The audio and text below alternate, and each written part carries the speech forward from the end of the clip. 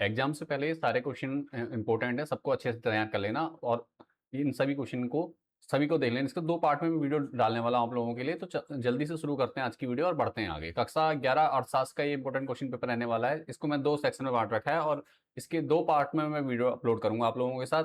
तो पहली वीडियो को आपने क्या करना, अपना प्यार और सपोर्ट देना है, दोस्तों के साथ शेयर करना है। जितना ज्यादा प्यार और सपोर्ट आप देंगे वैसे ही आपको आगे नेक्स्ट वीडियो और मिलेगी। सेम टू सेम क्वेश्चन यहीं से आने वाले हैं, तो आपने कहना सारे क्वेश्चन अच्छे से तैयार कर लेने। चलिए बढ़ते हैं आगे। सेक्शन एक कौ है जिसमें बहुविकल्पी प्रश्नों को लिया गया है। तो पहला प्रश्न जिसमें प्राथमिक आंकड़ों के संकलन की विधि है, ठीक है, कौन सी विधि है, उत्तर दे रखा है, आपने पढ़ लेना। ठीक है, ऑप्शन मैं नहीं पढ़ रहा हूँ क्योंकि वीडियो लंबा हो जाएगा, इसलिए मैं सिर्फ वो दे रहा हूँ, शॉर्ट डिस्क्रिप्शन में क्वेश्चन पढ़ दे रहा हूँ, ठीक है, शॉर्ट में, ताकि आप लोगों को समझने में कोई दिक्कत ना हो और आप क्या कर सकें, वीडियो को पॉज करके अपने तैयारी अच्छे से कर सकें। इसके बाद आता है दंड आरेख। दंड आरेख क्या होता है? ठीक है, एक विमीय आरेख। दंड आरेख किसे कहते हैं? एक विमीय आरेख को क्या कहते हैं? दंड आरेख कहते हैं। स्पष्टीकरण भी दे रखा है, ठीक है, कि कारण क्या है, किस लिए उसको ऐसा कहते हैं करके पूरा रीजन दिया है। ठीक है, अगला है इंटरनेट से संकलित आंकड़े कहलाते हैं, क्या कहलाते हैं? द्वितीयक आंकड़े कहलाते हैं। कौन से आंकड़े कहलाते हैं? द्वितीयक आंकड़े कहलाते हैं। अगला क्वेश्चन देखिए, जब किसी श्रेणी के मानों मूल्यों का समान महत्व नहीं होता तो गणना करते हैं। ठीक है, किससे करते हैं? भारतीय माध्य से करते हैं। ठीक है, इसके बाद निम्नलिखित दोनों कथनों को पढ़कर सही विकल्प चुनिए, अभिकथन और कारण। ठीक है, तो अभिकथन पढ़ लेना है आपने पूरा, उसके बाद कारण पूरा पढ़ लेना है। ठीक है, और ऑप्शन दिए गए, ऑप्शन सही कौन सा है? ऑप्शन ए और आर गलत है।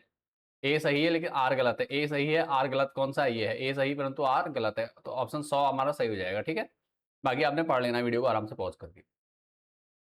इसके बाद अर्थशास्त्र के जनक कौन है? अर्थशास्त्र के जनक कौन थे? Adam Smith.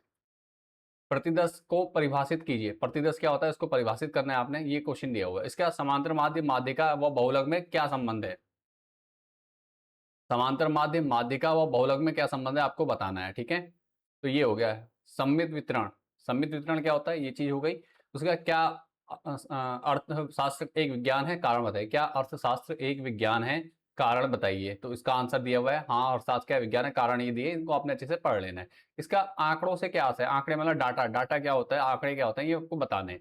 ठीक है, उसके अगला क्वेश्चन है यादृच्छिक प्रतिचयन से क्या आशय है? यादृच्छिक प्रतिचयन क्या होता है, इसके बारे में बताया, मतलब रैंडम सैम्पलिंग कहते हैं इसे। ठीक है, रैंडम यादृच्छिक मतलब रैंडम हो गया, सैम्पलिंग मैंने प्रतिचयन हो गया। ठीक है, आगे पढ़ लेना आपने इसको। अच्छा, उसके बाद समांतर माध्य ज्ञात करने की लघु विधि का सूत्र बताइए। जो समांतर माध्य ज्ञात करने की जो लघु विधि है उसका सूत्र यहाँ पे दिया हुआ है, आपने पढ़ लेना है। ठीक है, मीन। ठीक है, समांतर माध्य निकालने के लिए ये सूत्र दिया हुआ है। लघु विधि का सूत्र क्या है? मीन बराबर क्या होता है, ये दिया है सब। ठीक है, जहां ए क्या है? कल्पित माध्य, एफ बारंबारता, डी विचलन है। ठीक है, और एन क्या है? बारंबारताओं का योग। इसके बाद अगला क्वेश्चन है, निम्न आंकड़ों से प्रत्यक्ष विधि द्वारा समांतर माध्य की गणना कीजिए। जो आंकड़े दिए गए उनसे हमें क्या करना है? समांतर माध्य की गणना करनी है। तो प्रत्यक्ष विधि से कहा गया है, तो प्रत्यक्ष विधि का प्रयोग आप यहाँ करेंगे। नीचे टेबल देख लीजिए, टेबल को सेट कर रखा है हमने। उसके बाद हमें एन निकाला, सबसे पहले योग जिसे कहते हैं एक्स का। ठीक है, सब कुछ दिया हुआ है यहाँ, आपने टोटल देख लेना। समांतर माध्य क्या होता है? प्राप्त अंकों का योग बटे छात्रों की संख्या। तो यहाँ से निकल जाएगा आपका समांतर माध्य। टोटल आंसर आ रहा है आपका 56। ठीक है, सिंपल सा क्वेश्चन है, इसको इजीली कर सकते हो आप। इसका अगला क्वेश्चन है, एक अच्छी प्रश्नावली की विशेषता बताइए। एक अच्छी प्रश्नावली क्या होती है, उसकी विशेषता क्या होती है, आपको बताना है। तो सारे क्वेश्चन आपके सामने दे रखे हैं, एक एक करके आपने सारे क्वेश्चन आपको अच्छे से पढ़ लेने हैं।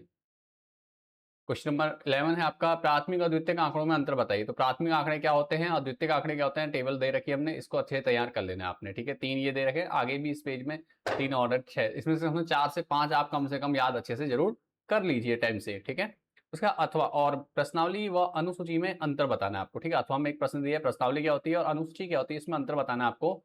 तो ये आपके दिए हैं, प्रश्नावली और अनुसूची में अंतर लिखे हुए हैं, आपने यहाँ से कर लेना। ठीक है, विशेषताएं क्या क्या होती हैं सब बता रखे हैं, उसके आधार पे क्या अंतर है ये आपको हमने दे रखा है। आगे भी दिए है, तो आप कम से कम इसमें 7-8 अच्छे से याद कर लीजिए, जो इजी लगे आपको, आसानी से याद हो जाए, उनको कम से कम याद जरूर कर लीजिए। इसके बाद निम्न आंकड़ों से माध्यिका की गणना कीजिए। माध्यिका की गणना करनी, आंकड़े ये दिए गए। ठीक है, आंकड़े दिए हैं आपके सामने, बारंबारता दी गई है, वर्ग अंतराल दिया गया है। तो यहाँ पे आपका आंसर हमने सॉल्व करके दिखा रखा है। सबसे पहले क्या निकाला जाएगा, जब बारंबारता दिया और वर्ग अंतराल दिया है तो संचयी बारंबारता निकाली जाएगी। ठीक है, संचयी बारंबारता आपकी निकल जाएगी। संचयी बारंबारता निकालने के बाद बी से हम टोटल निकालेंगे, एन निकलेगा, एफ का टोटल करेंगे, बारंबारता का टोटल 25 आ गया। अब यहाँ क्या करना, सूत्र में वैल्यू पुट करेंगे तो सिंपल आपका क्या हो जाएगा, ये आ गया। यहाँ पे माध्यिका का वर्ग जरूर निकालना पड़ेगा। माध्यिका वर्ग कैसे निकलेगा, इसके आधार पर निकलेगा। ठीक है, n/2 होता है माध्यिका पद, कैसे निकलता है, n/2 करके निकलता है। ठीक है, बाकी सूत्र दिया है, L1 क्या है, n/2 क्या है, CF क्या है, F क्या है, I क्या है, सब आपने आप बता रखा है। नीचे सॉल्व कैसे किया है ये भी देख लीजिए आप, ठीक है। इसके बाद आगे बढ़ते हैं, नीचे दिए गए आंकड़ों से बहुलक का मान बताइए, ठीक है। जो नीचे दिए गए आंकड़े हैं उनसे बहुलक का जो मान होता है वो बताना है आपको। तो वर्ग अंतराल और आपका बारंबारता दे रखी है, इसके आधार पे आपने क्या करना है, बहुलक का मान निकालना है, ठीक है। बहुलक निकालना है तो सिंपल आपने बहुलक का फॉर्मूला लगा देना, ये दिया गया है, इसको आपने कर लेना है। F1 F0 F2 क्या होते हैं आपको दे रखे हैं नीचे, ठीक है। L1 F1 और F0 F2 तो इनको आपने कर लेना, और I क्या है, बस इसके बेस पे आपने पूरा सॉल्यूशन यहाँ दे रखा है, आंसर आ जाएगा। इसके बाद आगे बढ़ता हूँ, क्वेश्चन नंबर 14। एक माध्यमिक विद्यालय की निम्न छात्र संख्या का वृत्त आरेख या पाई चित्र बनाइए कहा जा रहा है, ठीक है। कक्षा दी है और छात्रों की संख्या दी है, मतलब ये आपका क्या वर्ग है, और ये क्या है, बारंबारता है, ठीक है। वर्ग और बारंबारता दी गई है, उसके बेस पे क्या करना है, पहले प्रतिशत निकालेंगे आप इसका, ठीक है। किस लिए निकाला, ये देखो कुल कौन ये है, इसके आधार पर निकाला, उसके बाद बेस पे आपने क्या करना है, गणना सारणी भी आपको दे रखी है, ठीक है। इस बेस पे करके आपने आंसर निकाल देना। उसके अथवा में एक और क्वेश्चन है, एक अच्छी सारणी में क्या क्या अंग है, उदाहरण व्याख्या कीजिए, सॉरी, ठीक है, व्याख्या कीजिए। तो उत्तर दिया हुआ है, नीचे कुछ पॉइंट्स हैं, इनको आपने एक एक करके पढ़ लिया है। सारणी संख्या, शीर्षक, स्तंभ शीर्षक, पंक्ति शीर्षक, मुख्य भाग, इकाइयां, फुट नोट, पाद टिप्पणी जिसे कहते हैं, या स्रोत, ये सब चीजें आपको तैयार कर लेनी है। इसके बाद खंड बॉ सेक्शन भी जिसे कहते हैं, इसमें क्वेश्चन नंबर 15 से आगे क्वेश्चन हमने ऐड कर रखे हैं। देखो, भारत का प्रथम आधिकारिक जनगणना सर्वेक्षण किस वर्ष किया गया था आपको बताना, तो उत्तर है 1981, ठीक है। स्पष्टीकरण दिया गया है। उसके बाद आपका खंड ख, स्वतंत्रता की पूर्व संध्या पर भारतीय अर्थव्यवस्था की प्रकृति कैसी थी, उपयुक्त सविचार, पिछड़ी भी थी, गतिहीन भी थी और विकसित भी थी। जब हम स्वतंत्र हुए थे, भारत हमारा देश स्वतंत्र हुआ था, तब क्या थी स्थिति, ये तीनों स्थितियां उस समय थी हमारे देश के सामने। इकोनॉमिक हिस्ट्री ऑफ इंडिया पुस्तक के लेखक कौन है, ये आपको बताना है। तो R.C. दत्ता कहते हैं या दत्त कहते हैं, ठीक है, R.C. दत्त, ऑप्शन बी हमारा सही है, इकोनॉमिक हिस्ट्री ऑफ इंडिया।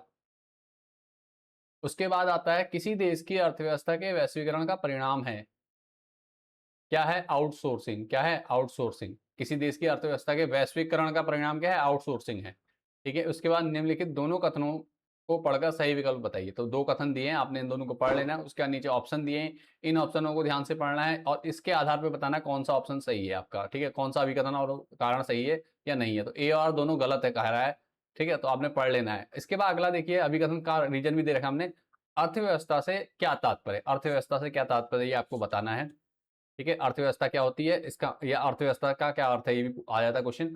योजना को परिभाषित कीजिए, योजना क्या होती है इसको बताना है आपने। पूंजी क्या है, ठीक है, पूंजी क्या है, पूंजी कैपिटल जिसे कहते हैं, पूंजी क्या होती है। ब्रिटिश सरकार द्वारा भारत में विभिन्न अवसंरचना सुविधाओं का विकास करने का मूल उद्देश्य क्या था, ठीक है। जो ब्रिटिश सरकार थी, भारत में विभिन्न अवसंरचना सुविधाओं का विकास करने का मूल उद्देश्य क्या था उनका, ये आपको बताना है। जैसे रेलवे, बंदरगाह, सड़कें, डाक, तार, ये सब सेवाएं किसने स्टार्ट की थी, अंग्रेजों ने की थी यहाँ पे, ब्रिटिश सरकार ने, ठीक है। तो उसका जो उद्देश्य था वो क्यों था, तो यहाँ उत्तर दिया, इसको आपने क्या करके पढ़ लेना है।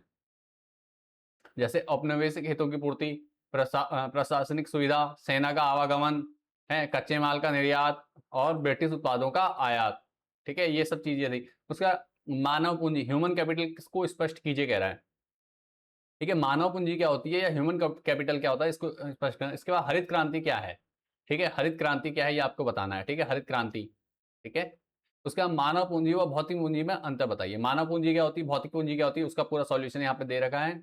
इसको पूरा क्या करना है, आपने अच्छे से तैयार कर लेना है, ठीक है। सारी चीजें दी हैं, मानव पूंजी क्या है, भौतिक पूंजी क्या है, दोनों में अंतर हमने दे रखा है, इसको आपने देख लेना है।